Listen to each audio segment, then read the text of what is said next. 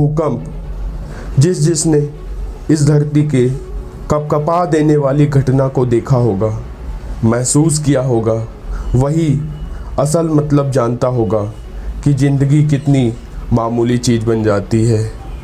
इस धरती के गुस्से के सामने जब पैरों के नीचे से ज़मीन हिलने लगती है, डगमगाने लगती है, बिल्डिंग गिरने व हिलने लगती है, ज़मीन कपड़ों की तरह फटने लगती है, जब बड़े से बड़े लोगों का अभिमान चूर चूर हो जाता है, जब इंसानों की ताकत पावर नाकामयाब होने लगती है, फिर तबाही का मंजर हमारे सामने आता है। इस भूकंप की प्रक्रिया को समझने से पहले हमें इस पृथ्वी की संरचना को समझना होगा। इस पृथ्वी के आकार में सौरमंडल का 5वां सबसे बड़ा ग्रह है। पृथ्वी का पूरा भाग लेयर यानी परतों के रूप में है। जिस तरह प्याज के अंदर परत के नीचे परत होती है, ठीक उसी तरह हमारी पृथ्वी भी है। और हमारी इस पृथ्वी की एक अनोखी प्रक्रिया भूकंप भी है। अगर हम इसे साधारण शब्दों में कहें तो पृथ्वी का हिलना यानी भूकंप और कंपन कहलाता है। इसे हमने अर्थक्वेक यानी भूकंप का नाम दिया है। चलिए भूकंप कब, क्यों और कैसे आता है, इस प्रक्रिया को भी समझते हैं। पृथ्वी के अंदर प्रमुख 7 प्लेट्स हैं जिन्हें खोजकर्ताओं ने ज़्यादा प्राथमिकता दी है, जो पूरी पृथ्वी के अंदर लगभग अलग अलग स्थानों पर स्थित है। वो प्लेट्स हैं: number 1 Pacific plate, number 2 north American plate, number 3 Eurasian plate, number 4 African plate, number 5 Antarctic plate, number 6 Indo Australian plate, number 7 south American plate. आप इन सभी प्लेट्स के नाम से भी समझ सकते हैं कि धरती के कौन कौन से भाग, देश या हिस्सा प्रभावित होता है इस भूकंप के आने से। और इन सभी प्लेट्स की अपनी अलग अलग दूरी भी है। और इन सभी सरफेस प्लेट्स को एपिसेंटर भी कहा जाता है।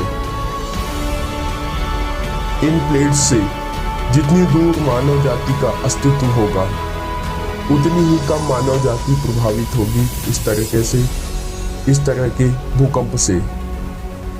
जितनी दूर एपिसेंटर से होगी, उतनी ही भूकंप तीव्रता यानी इंटेंसिटी कम हो जाती है, जिससे उस विशेष क्षेत्र पर कम प्रभाव पड़ता है।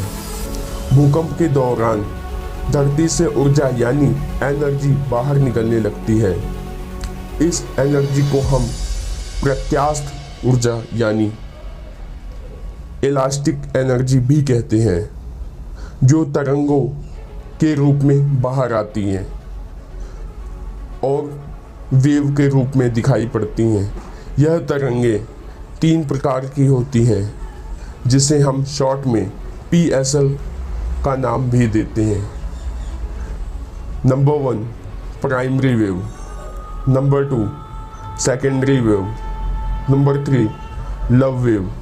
गाइस, आपकी जानकारी के लिए बता दूं, इसलिए लव वेव को लव वेव कहते हैं क्योंकि इसकी डिस्कवरी HD लव ने किया था।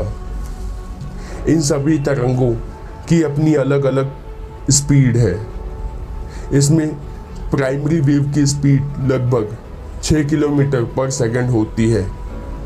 सेकेंडरी वेव की स्पीड लगभग 3.5 पर सेकंड होती है और थर्ड यानी लव वेव की स्पीड 1.5 किलोमीटर पर सेकंड होती है।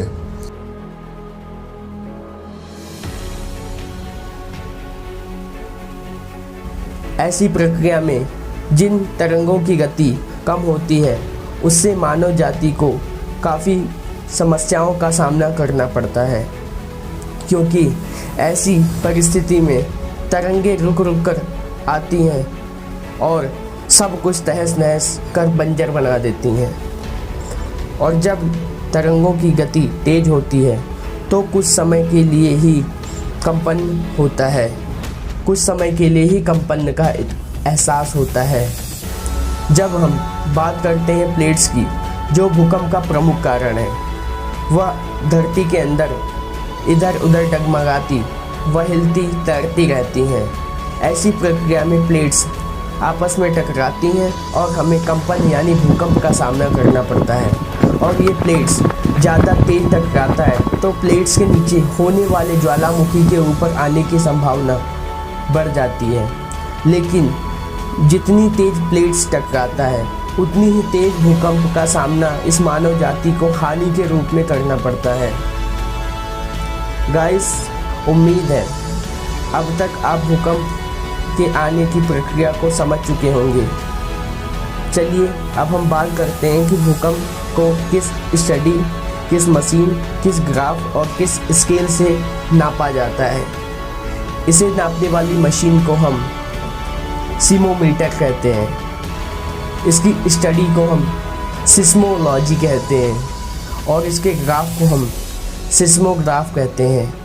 और जिस स्केल से इसको नापा जाता है उसे हम स्केल रिक्टर कहते हैं। गाइस, मुझे उम्मीद है आपको यह हमारा वीडियो पसंद आया होगा। ऐसे ही वीडियोस को देखने के लिए हमारे चैनल को लाइक, सब्सक्राइब